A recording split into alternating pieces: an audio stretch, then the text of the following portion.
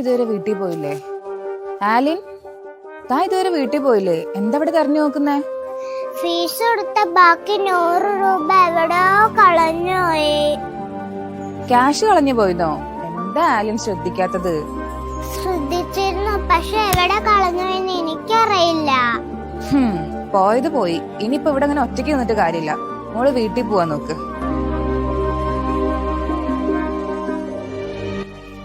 എന്തു പറ്റി? ക്യാഷ് പോയിന്ന് പറഞ്ഞാ വീട്ടിൽ നിന്ന് വഴക്ക് പറയുന്നത് പേടിച്ചിട്ടാണോ? എന്റെ അച്ഛൻ കഷ്ടപ്പെട്ടുണ്ടാക്കിയ പൈസ അല്ലേ. സാരല്ല, 100 രൂപ ടീച്ചർ തന്നു വിടാം. അത് വീട്ടിൽ കൊടുത്താൽ മതി, വഴക്ക് കേൾക്കില്ല. വേണ്ട ടീച്ചർ, ടീച്ചറും കഷ്ടപ്പെട്ടുണ്ടാക്കിയ പൈസ അല്ലേ. കളഞ്ഞു പോകുന്നതും എനിക്ക് തരുന്നതും ഒരുപോലെ അല്ലേ, അതുകൊണ്ട് വേണ്ട. ആഹാ, കൊള്ളാലോ. പിന്നെന്താ ഉദ്ദേശം? ഇവിടെ ഇങ്ങനെ ഒറ്റയ്ക്ക് പൈസ തെരഞ്ഞോണ്ട് നിക്കാനോ? എന്റെ അച്ഛനും അമ്മയും എനിക്ക് വേണ്ടി ഒത്തിരി കഷ്ടപ്പെടുന്നതാ. ഞാൻ ഒരിക്കലും അവരോട് കള്ളം ചെയ്യാനും പറ്റിക്കാനും പാടില്ല. ടീച്ചർ എന്ന പൈസ അവർക്ക് കൊടുത്താ അതൊരു പറ്റിക്കലല്ലേ. ഒരിക്കലും നമ്മുടെ മാതാപിതാക്കളെ പറ്റിക്കാൻ പാടില്ല.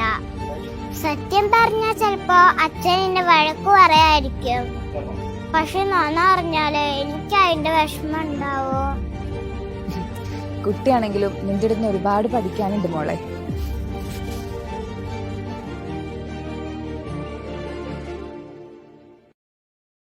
Download ShareChat.